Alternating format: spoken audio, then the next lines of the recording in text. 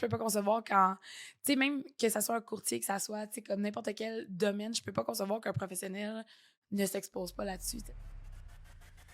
Au podcast Les Réfléchis, animé par Gabriel Benoît, courtier immobilier, vous rencontrerez des invités de différentes sphères de l'entrepreneuriat qui vous parleront de leur parcours, de leurs échecs et de leurs succès pour vous aider à affiner vos propres méthodes de développement personnel et professionnel.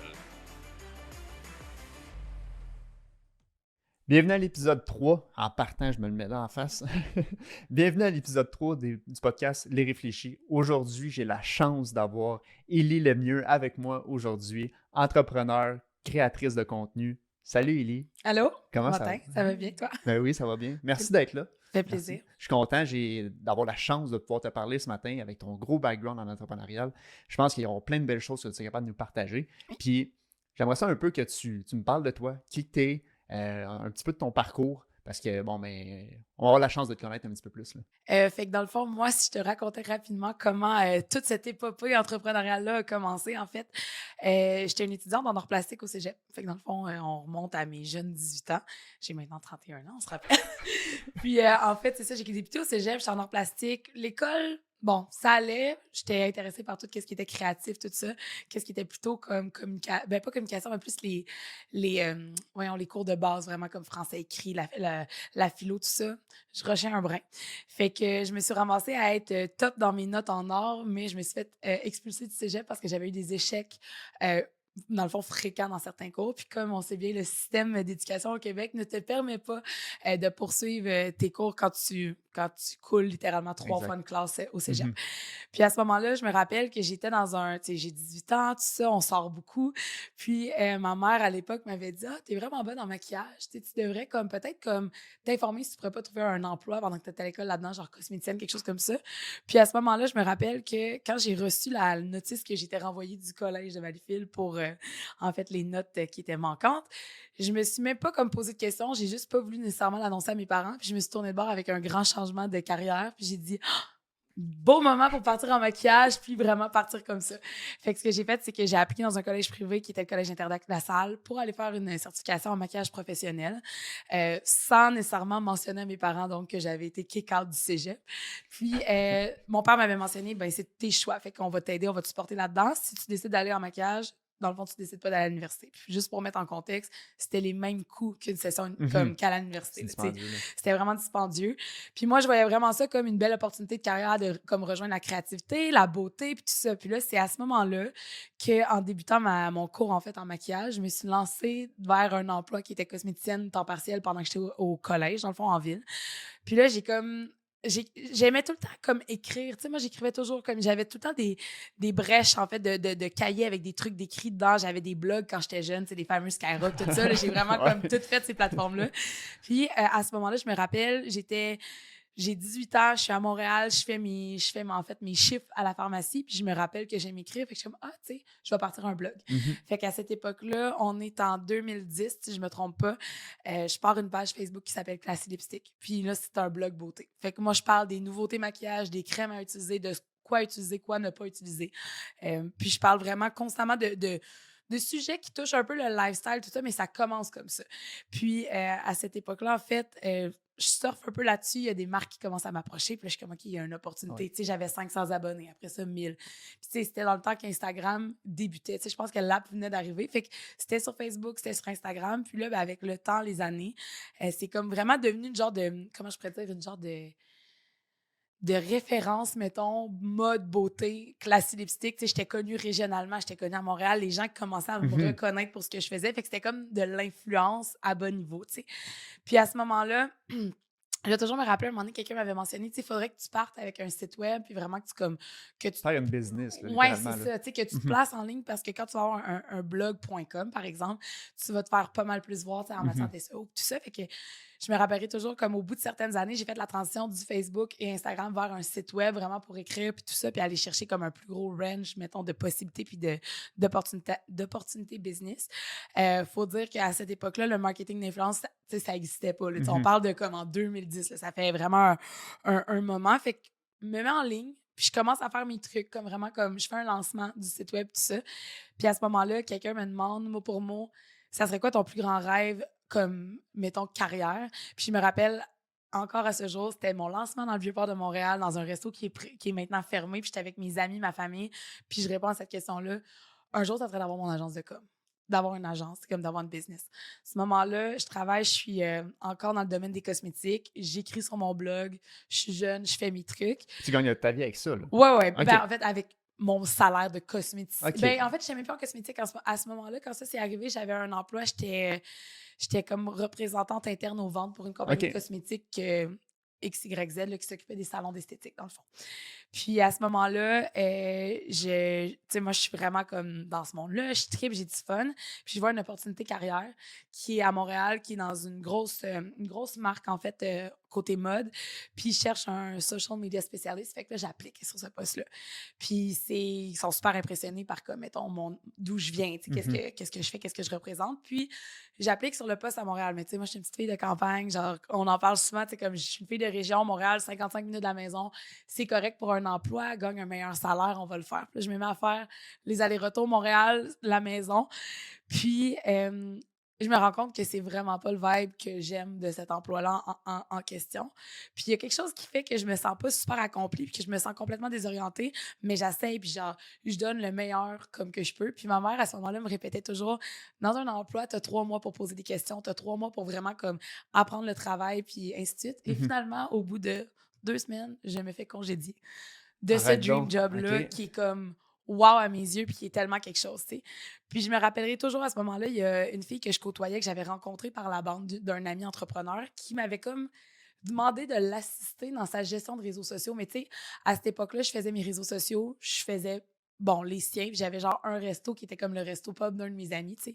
Puis je les aidais, puis on faisait des trucs. Puis à ce moment-là, je m'en rappellerai toujours, Lisanne, qu'elle s'appelle, elle m'a juste pris par la main, elle m'a dit ce que tu fais pour moi, tu vas le faire pour d'autres personnes. Puis cette fille-là, comme l'échec que j'ai vécu, parce que c'était c'était mon premier gros échec, là, c'était mon premier congédiement, genre j'ai 19 ans, 20 ans, je suis genre au top de oh mon Dieu, j'ai scoré la meilleure job à Montréal, finalement, je me fais genre mettre à la porte parce que, bon, il y avait des trucs internes qui ne fonctionnaient pas finalement. C'était pas moi le problème, dans le fond. Puis Lisanne me prend par la main, me dit, je vais te présenter à des gens, tu vas voir comme ça a commencé. Et c'est comme ça que j'ai commencé à travailler à mon compte.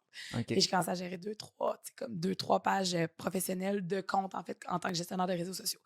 Puis là, next thing you know, un client, un autre. Moi, pendant ce temps-là, mes activités de blog se poursuivent. J'étais encore classe lipstick, je suis encore comme en termes de blog. Puis ça commence à comme bien canner, comme plus de collaboration, tout ça. Puis à un certain point, je suis juste comme, bon, ben on va lancer une agence dans le fond. On va faire ce que je pensais qui était irréalisable, mettons, il y a moins de 6 mois.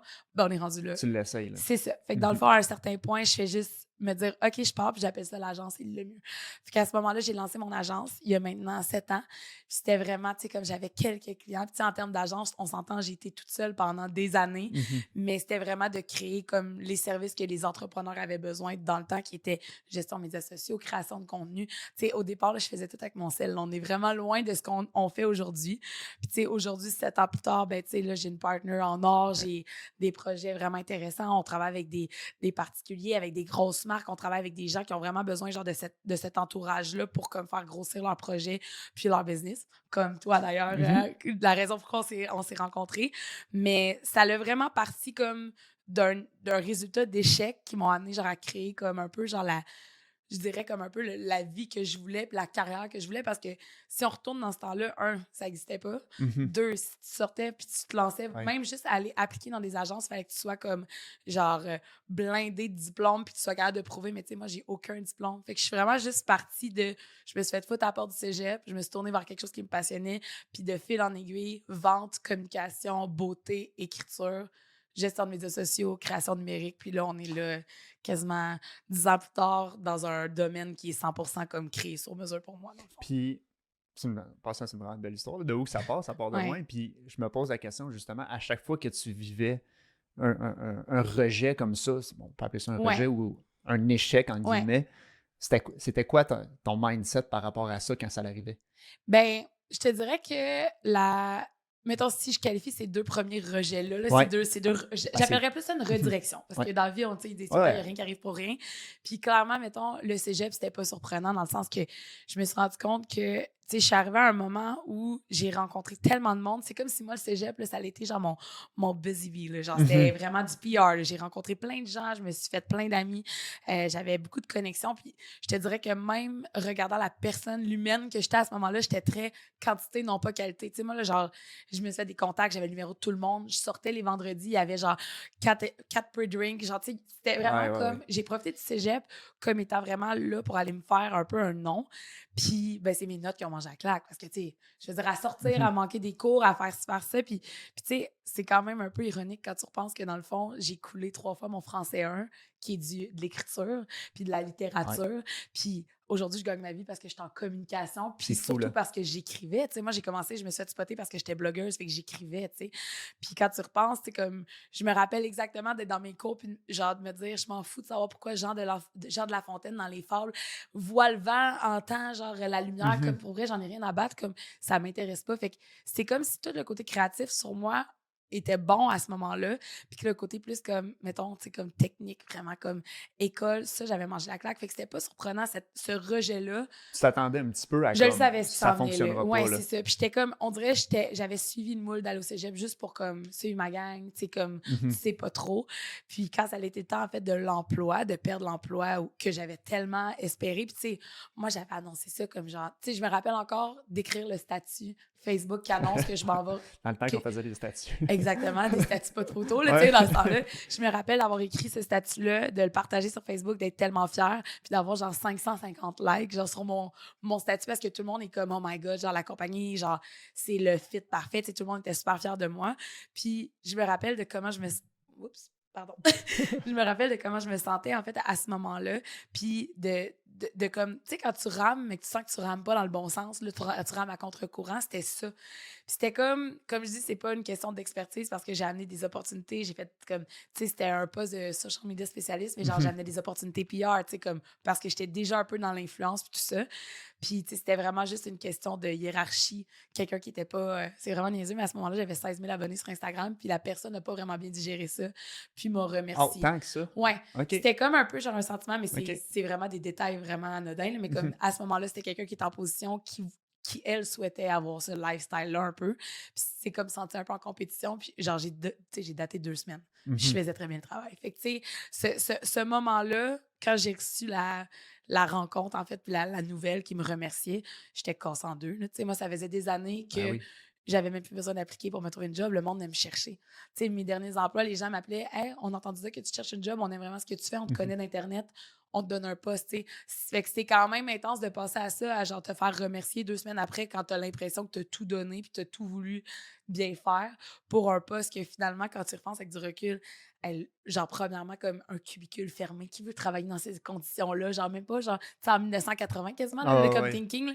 C'était tellement pas moi qu'aujourd'hui, on dirait que je sais que cette annonce-là puis cet échec-là, c'est la meilleure chose qui a pu arriver parce que je suis partie à ce moment-là, je m'en rappellerai toute ma vie, j'avais un appartement, une voiture, un paiement de cellulaire à payer, puis Des engagements, là. j'avais 1108 dans mon compte, puis j'avais plus d'emploi, puis j'étais comme OK, comme tu vas retrousser tes manches, Mhm. puis genre d'ici d'une semaine, tu as une paye, ma chum. Comme si tu vas être capable T'as de pas le juste choix, là. comme suck it up, puis genre tu trouves comme vraiment comme des clients, tu pars. Fait qu'on dirait qu'avec ce mindset-là, le rejet a tellement été bien pris parce que c'est comme ça l'a ouvert une porte à quelque chose d'autre, tu sais. Puis je pense que, puis corrige-moi, je me trompe, j'ai l'impression que quand on vit des situations comme ça, puis qu'on se fait mettre au pied du mur, justement, tu t'es mis en mode solution assez rapidement, là. Ouais, Comme là, j'ai 2 semaines ouais, parce que j'ai besoin de paye, puis il faut ouais. que je trouve des solutions, Puis tu tu sais. sais, je suis jeune à ce moment-là. Tu sais, Ouais, comme je suis ouais, vraiment insouciante, je suis dans un lifestyle où comme tu prends un peu tout pour acquis dans le ouais. sens de nouvelle. Tu sais, comme ça fait une couple de jobs qui viennent te Mhm. chercher, t'es au sommet de ton art, finalement, non merci, bisous, bye. Tu sais, comme quand tu pognes ça, c'est une bonne claque d'en face. Fait que, tu sais,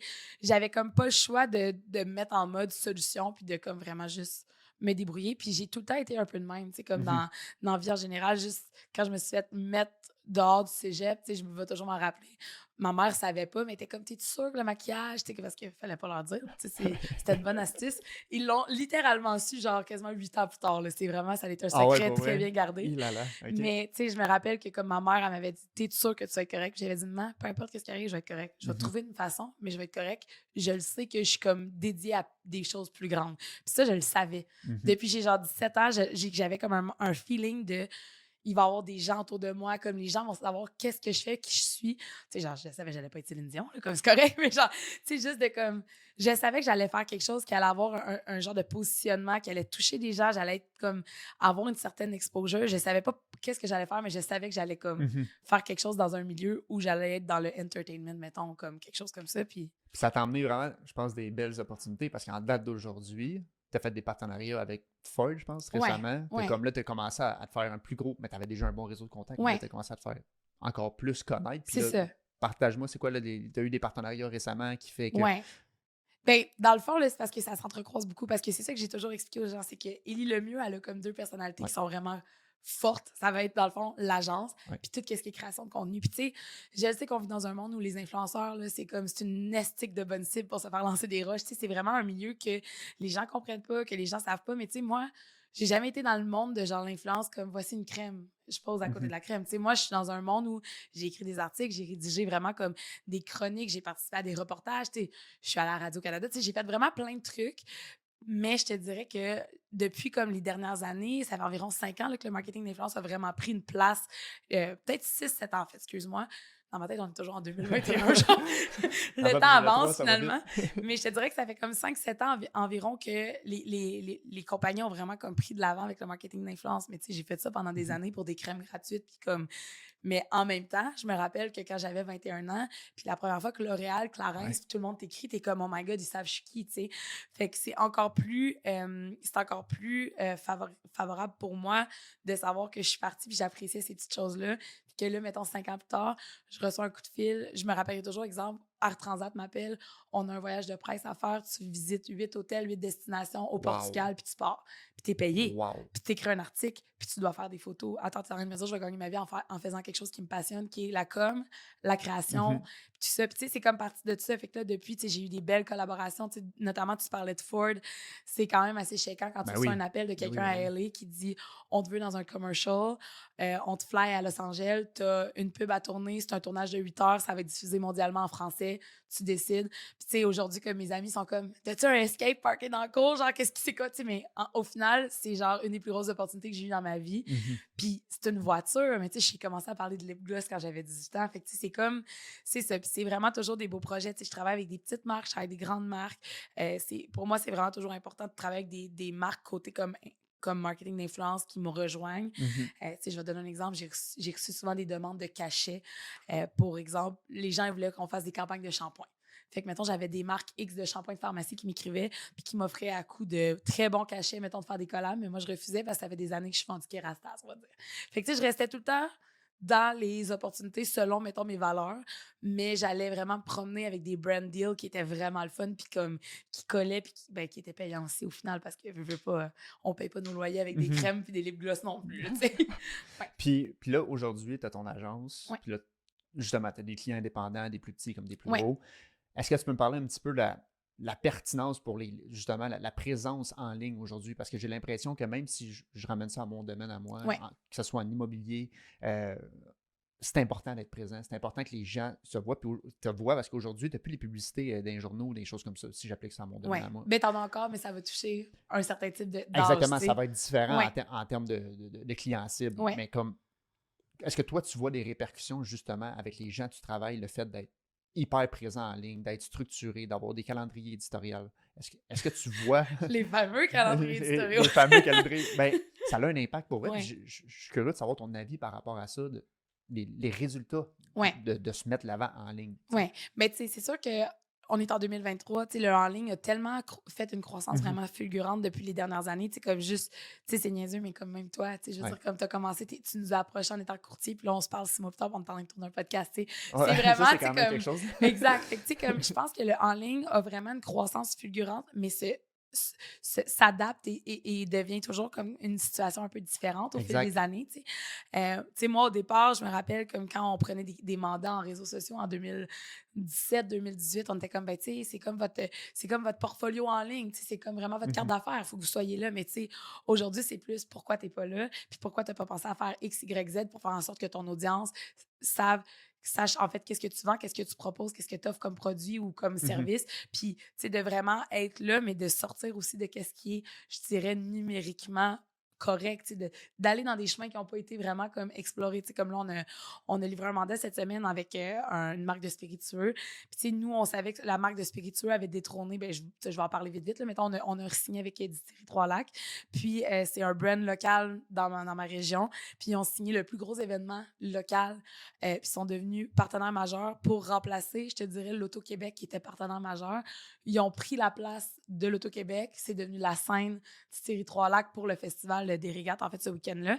Mais tu sais, comme nous, on était comme parfait. On va prendre cette information-là, on va te monter une campagne.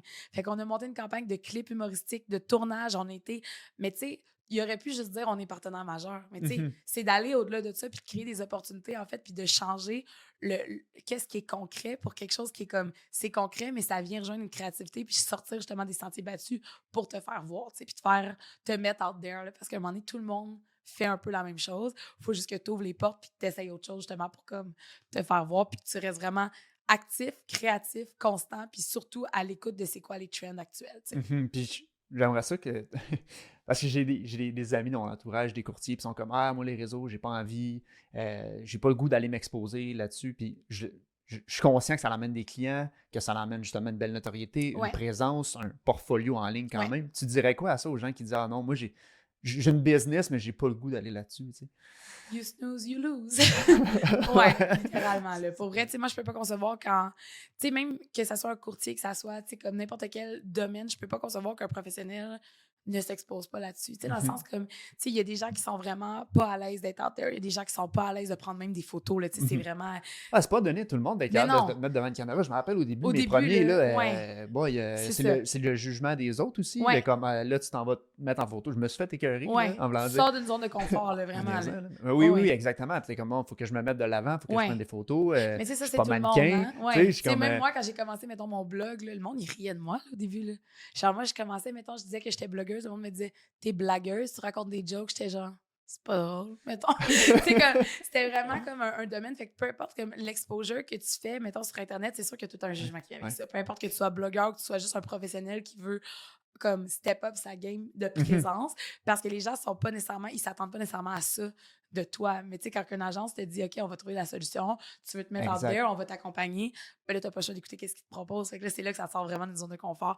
Mais je te dirais que, tu sais, moi, personnellement, je trouve qu'il y a moyen de bien faire les choses tout en respectant la personnalité et les désirs de chacun. Tu sais, comme quelqu'un qui prend pas trop de place, qui veut juste être out there comme un courtier, comme qui voudrait pas faire autant, ben parfait, mais tu sais, tes listings, tes trucs, c'est important qu'ils soient là. Tu sais jamais entre les mains de qui une propriété peut tomber. On est à une demi-seconde d'un partage puis d'une vente. Tu sais, ça, si ça déborde, tu peux l'enlever, mais je me rappellerai toujours, il y a comme 4 ans, ma meilleure amie Ariane, on est en pandémie, la pandémie va commencer en fait. On est en fin 2019, début 2020, elle me dit « On veut vendre la maison ». Je dis « OK, pas de problème ». Elle dit « Fais donc une story ». Tu sais, moi, à ce moment-là, j'ai peut-être comme 25 000 abonnés sur Instagram. Puis elle me dit, puis on est comme un peu, on est dans un souper bien arrosé, on a 3-4 verres de vin de prix. Puis elle me dit juste, dans mon story, elle dit devant mon audience, si Ellie fait une story de ma maison et réussit à la vendre, je lui promets que je lui achète une sacoche. Mais une grosse sacoche. Arrête. Ouais. Puis là, genre, on s'entend, là, une sacoche. Tu sais, je suis comme, OK. Fait que là, moi, je fais un story. Puis là, je rentre dans la maison. Puis genre, ça, c'est vraiment... Tu vas voir ta courtière, après. Là, puis dans le fond, je rentre dans la maison. Puis genre, je fais comme une présentation de sa maison. Puis je suis comme ça, c'est ma chambre. On montre la chambre d'invité. Puis là, je descends au sous-sol, qui est genre une super grande cave de comme 40 pieds de long, genre, puis qui est presque pas meublée. Puis là, je suis comme... C'est le sous-sol parfait pour faire des roues latérales, tu sais, genre. Ben, elle a vendu sa maison une semaine après. J'ai une sacoche Prada. Arrête, pour vrai, il y a quelqu'un qui est venu t'écrire à cause du story. Là. Oui, dans le fond, c'était une connaissance à moi qu'on avait moi et Ariane en commun, mais qui aurait peut-être pas vu que la maison était à vendre. J'ai fait un story en niaisant, puis elle a acheté la maison. 2 semaines après, c'était done deal, puis genre, moi, Ariane, elle m'a amené chez Prada, puis elle était comme, commande le sac à main que tu veux, puis j'étais comme, yes! Puis, tu m'as soulevé un point que je trouve intéressant. Tu disais, tu sais, je me faisais écœurer blogueuse, blagueuse. Ouais. Comment tu gérais ça intérieurement? Parce que c'est du jugement que tu fais face, justement, puis comme, faut que tu gardes ton objectif, sur ton idée et ta vue sur ton objectif, puis dire, ben moi, c'est là, je m'en vais pareil, peu importe ce que toi, tu me dis puis ce que tu fais, tu sais. Mais tu sais, c'est sûr que je me suis rendu compte de quelque chose avec le temps, là. Les gens critiquent toujours qu'est-ce qu'ils connaissent pas. T'sais, fait que dans le fond, quand ils connaissent pas, quand ils entendent parler de quelque chose qui start, ils sont comme ah, pourquoi, tu sais, comme genre, pourquoi elle se lance là-dedans, qu'est-ce qu'elle va faire avec ça, tu sais. Au début, c'était vraiment de l'incompréhension face à une idée, tu sais. Mhm. Puis genre, on me taquinait, puis on me niaisait, puis tu sais, comme, c'était de, mettons, je sortais dans des lieux publics, puis je me faisais passer des commentaires, là, tu sais, comme, Tant autant que ça, littéralement, là. là. Ouais, ouais, ouais. OK. Tu sais, ça l'arrivait pas, mettons, honnêtement, c'était peut-être un 5% de négatif sur l'ensemble Mhm. de tout ça parce que le positif qui ressortait, tu sais, comme surtout à cette époque-là, j'étais très axée sur les. Je faisais comme des gros talks, tu sais, j'écrivais beaucoup, puis c'était très axé sur le self-confidence, puis genre comme tu sais, comme l'estime de soi, puis tout ça. Mhm. Puis, tu sais, c'était genre 5% de négatif pour des témoignages de genre super pertinents, puis genre des filles qui me disaient littéralement que j'avais genre changé leur vie avec, comme, mettons, ma façon de voir les choses, puis comme les thinking. On dirait que je sors une gourou, mettons, quand je raconte ça, mais c'est pas ça, c'est juste que, tu sais, mettons, j'ai déjà eu des femmes de 40 ans qui m'ont écrit, genre, hey, parce que, genre, on te suit sur Internet, puis qu'on te voit, genre, être C'est fou, là. toi-même, à l'aise. Puis, tu sais, j'étais un peu plus comme curvy dans le temps. Tu sais, il était comme, c'est la première fois que je porte des shorts en 20 ans. Puis, j'étais comme, tu sais, moi, je pleurais, là. Ah J'étais ouais. comme, OK, fait que moi, me faire critiquer, puis me faire traiter de petite conne parce que je fais des capsules Instagram, puis genre, que je suis tout le temps là en train de parler, mettons, puis de poser ma bouffe, je m'en fous. Si ça, c'est payant, c'est ça qui est, comme, qui est bon pour moi. Tu sais, comme, Exact. c'est ces commentaires-là qui étaient comme le plus, tu sais, le plus. Voyons, je cherche le mot. Euh, pas la reconnaissance, Pas la mais comme reconnaissance, mais qui était vraiment comme gratifiant. gratifiant, c'est ça, c'est le bon mot que je cherchais. Fait que, tu sais, je te dirais qu'à un moment donné, les commentaires rentraient, puis je te dirais qu'à un certain spot, je vais toujours m'en rappeler, le monde, il riait de moi. Puis je me rappelle, un jour, j'avais atteint, c'est vraiment niaiseux, mais j'avais atteint 6000 abonnés Instagram. C'est loin, là. Puis genre, quelqu'un Ben, c'est m'avait... gros pareil, hein, tu le Mais sais, dans le là. temps, c'était Ouais. gros. Puis tu sais, moi, je me disais toujours, OK, Mhm. t'en as 1000. Genre, mets-toi à une place, tourne-toi, l'autre côté en arrière de toi, il y a 1000 personnes en arrière de toi. Moi, je l'avais tout le temps quantifié Ouais. comme ça. J'étais comme, quand même bien qu'ils sont 400. Je suis comme, c'était écœurant. Fait que là, tu sais, puis je me rappelais toujours, je pensais tout le temps comme ça. Puis à un moment donné, un de mes amis m'avait dit, tu sais, on t'a taquiné un peu comme la première année, mais comme, ça marche. T'as du monde. Ouais, Il y a du monde finalement, qui hein? s'intéresse. Puis, tu sais, ces gens-là, je vais toujours me rappeler, les gens qui me critiquaient, qui riaient de moi, ben, comme, tu sais, 4 ans plus tard, ils étaient pending dans mes demandes d'amis Facebook. Tu sais, c'était comme. Mais c'est correct parce que, comme, je leur en veux pas, parce que, comme je te dis, il y a beaucoup de jugement qui vient avec l'incompréhension. Puis après ça, ben là, la mode des influenceurs, de comme, c'est des gens qui font juste prendre des photos, qui font juste partager des brèches de leur vie. J'ai pas une vie plus spéciale que n'importe qui, mais moi, je partageais des petites brèches. Fait que là, j'avais des opportunités, puis là, Ça j'avais a des créé des cadeaux. opportunités, exactement. Puis Puis ça... là, après ça l'a amené à une autre affaire, c'était la jalousie. Fait que là, genre, là, c'était Mhm. des piqueries, puis c'était de la méchanceté. Puis c'est beaucoup, tu sais, comme les gens sont bien. Ah, les crises d'influenceurs, ça sert à rien. Pardonnez-moi mon bon français. Mais, tu sais, les gens sont beaucoup dans un monde où, comme ils vont critiquer les influenceurs, puis c'est ça. Mais demain matin, là, tu te fais offrir de prendre des photos Instagram, d'écrire quelques brèches concernant ta vie, de partager tes hotspots favoris, tes produits du moment, puis mettons tes destinations voyage favorites, puis que tu as un brand comme Air Transat qui t'appelle, puis qui te dit tu vas être payé pour aller en voyage. Tu vas-tu dire que ça fait pas de sens d'être Mhm. influenceur? Je pense que ton passeport est déjà dans ta poche arrière puis t'es parti, là. Tu Mhm. sais, fait que c'est vraiment... Je pense qu'il y a beaucoup de l'incompréhension, de la jalousie autour de ça parce qu'au final, tu sais, nous, comme, on fait juste créer pour, comme, créer puis genre, les opportunités viennent d'elles-mêmes puis les commentaires négatifs, à un moment donné, t'es laisses de côté puis you do you. Mais c'est beau avoir justement ton mindset par rapport à ça parce que ça t'a emmené où est-ce que tu es aujourd'hui. Ouais, Puis t'arrêtes pas d'avoir d'autres mandats encore 7 ans plus tard. ouais, Ça arrête pas de grossir. Ton nom s'est fait connaître. Puis c'est parce que tu t'es mis de l'avant. ouais, Puis t'as fait, moi, ce que les gens disent, puis le jugement des autres. c'est ça. Puis, tu sais, un moment donné aussi, tu vieillis là-dedans. Tu sais, comme, mettons, comme je t'en avais parlé, je pense, une des dernières fois qu'on s'est vu, tu sais, moi, il y a des années, je mettais tout. Tu sais, Mhm. mettons, tu sais, les stories, tu tapes, là, puis il y a genre plein Ouais, de ouais, photos, ouais. là, j'étais vraiment intense. C'est comme, j'y allais all-in, tout ça, puis comme, avec la... Je me suis comme... Je me rappellerai toujours, je me suis séparée, tu sais, mon ex m'avait laissée, puis tout ça, Mhm. puis à un certain point, j'étais arrivée sur Google, puis je cherchais quelque chose par rapport à mon site web, puis j'ai juste tapé « Il lit le mieux », comme, tu sais, dans Google, genre pour... On dirait que je me suis googlée, mais c'est pas ça que je veux dire, mais comme la première chose qui sortait, c'était il est le mieux conjoint, il est le mieux séparation, il est le mieux qui est-il arrivé à son chum. Ah Fait que ouais, j'étais hein? comme OK. OK, ouais, genre là, comme c'est plus juste, mettons, partager des coups de cœur, puis tout ça, j'étais comme, c'était un petit peu trop comme, je trouvais ça un peu trop comme Intense, hein, en intense dans comparance. mon En comparance. intimité, ouais, Ouais. c'est ça. Puis à partir de ce moment-là, j'ai comme commencé à me doser. Fait que j'ai commencé Mhm. à prendre un recul face à ce que je partageais. Je partage encore avec autant d'authenticité, autant de transparence, puis genre autant de genre comme laisser aller. Mais je considère que, tu sais, les gens n'ont pas besoin de savoir ce que je fais dans mon, tu sais, comme de 8 à 8, mettons, Mhm. quotidiennement, à chaque jour, puis de parler constamment, parce que ça en vient aussi que ça l'affecte comme certaines parcelles de comme ta vie, comme dans le sens de ton rendement, qu'est-ce que tu fais, les gens autour de toi. Tu sais, moi, c'est pas compliqué, on va au resto, tu vas manger chaud.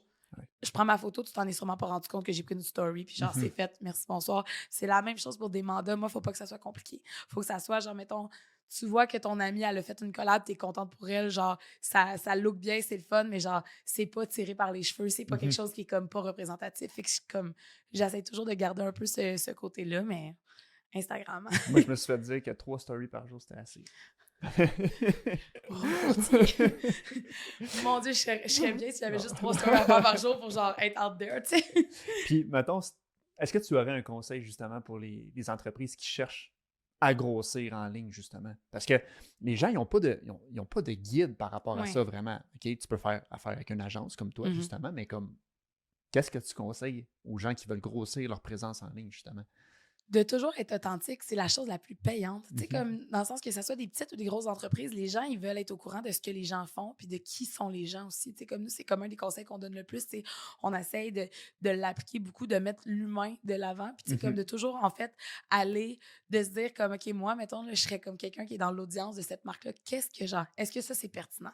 Parce qu'il y a ça aussi, on est tellement bombardé d'informations. C'est fou. C'est ça. Fait qu'il faut que tu te ramènes à comme quelque chose qui est pertinent, qui est divertissant, puis qui va rejoindre vraiment comme des valeurs autour en fait, de comme ta marque, tout ça. Fait que, tu sais, moi, le seul conseil, c'est soyez authentique, amusez-vous, puis soyez créatif. Tu sais, à un moment donné, c'est pas censé être boring, c'est pas censé être plate.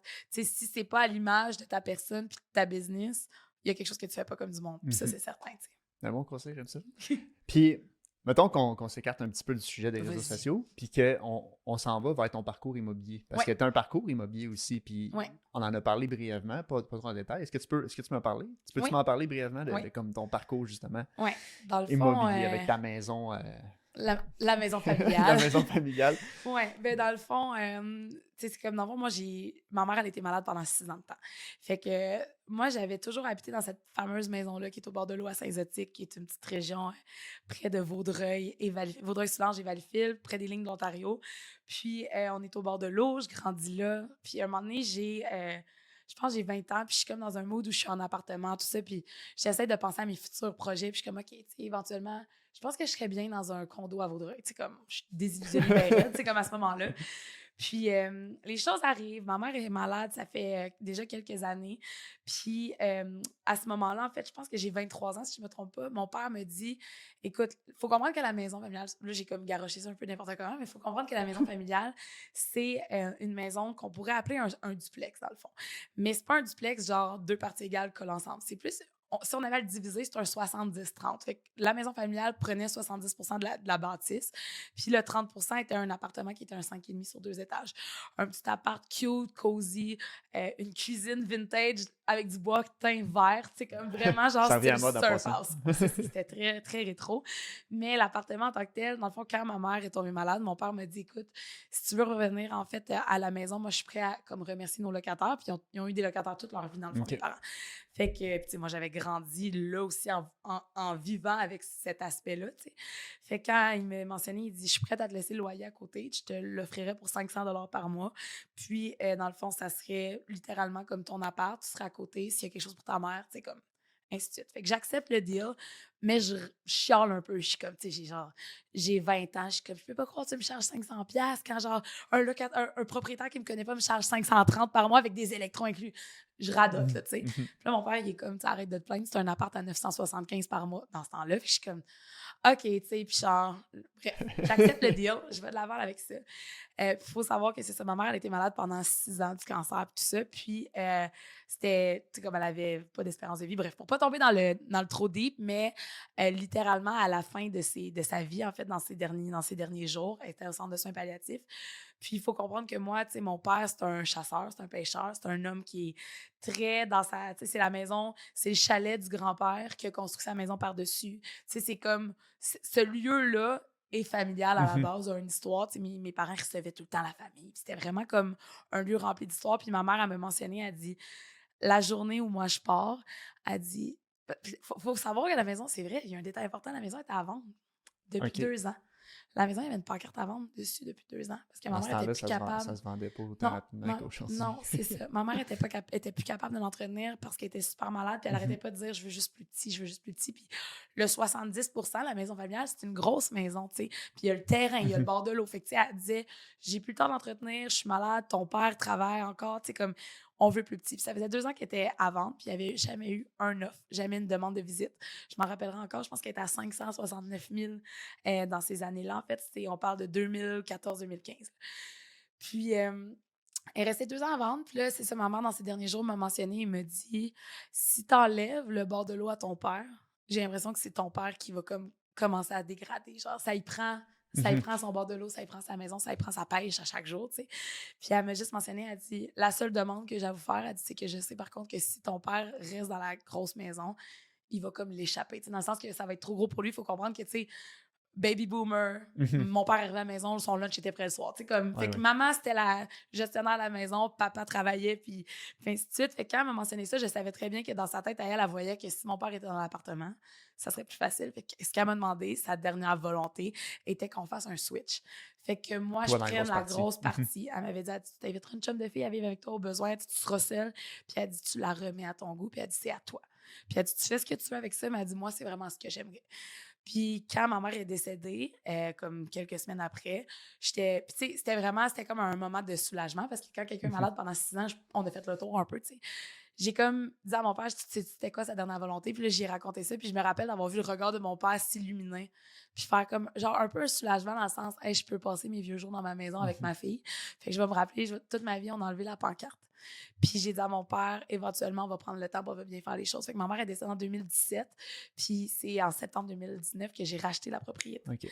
Puis dans le fond, mon père, tu sais, la jeune de 20 ans qui avait chialé parce que son père, il avait fait un 500 pièces par mois d'appartement. Ben, tu sais, à ce moment-là, j'ai eu un très, très, très bon prix avec mon père. J'ai donné un montant d'argent, mais mon père, c'est comme s'il m'avait fait comme un peu un don, comme s'il m'avait légué de son vivant au lieu de léguer plus tard. Ce que moi, j'ai fait, c'est que dans le fond, j'ai repris la maison. Pardon, j'ai repris la maison, j'ai réhypothéqué parce que dans le fond, j'avais pas besoin d'avoir une mise de fonds comme la maison était déjà à mon nom. Mhm. J'ai réhypothéqué pour faire les rénaux, puis là, on a strippé au Au grand complet complet, la là. maison. Parce que la maison, il faut comprendre que c'était un lieu qui avait connu des bons souvenirs puis des beaux moments, mais quand ça fait 6 ans que quelqu'un est malade dans une propriété puis dans une maison Ouais. familiale, ça se ressent beaucoup. Fait qu'en mettant beaucoup d'énergie, des coups de marteau, on a ouvert tous les murs possibles.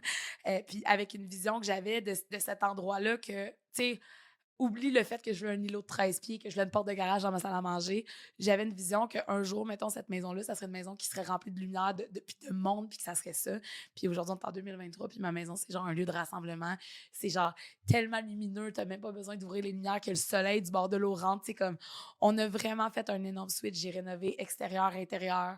C'est pas la même maison, t'sais. Puis aujourd'hui, mon père est à côté, puis il vit sa best Encore life. aujourd'hui, il est Ouais, là. OK. ouais, Fait que littéralement. ça te permet d'être justement proche de ton C'est père puis ça. d'être dans une maison qui est finalement Ouais, sur le bord de l'eau. Puis comme exact. aujourd'hui, être sur le bord de l'eau, Ben, c'est ça. Tu sais, c'est un comme privilège, là. là, c'est comme aussi un peu le retour du balancier parce que comme moi, j'ai pris mon père un peu sous mon aile, tu sais, Ouais. dans le sens que quand j'ai racheté, j'ai rénové sa partie aussi, tu sais, il y avait des Mhm. améliorations à faire parce que mon père a un certain âge, je veux pas.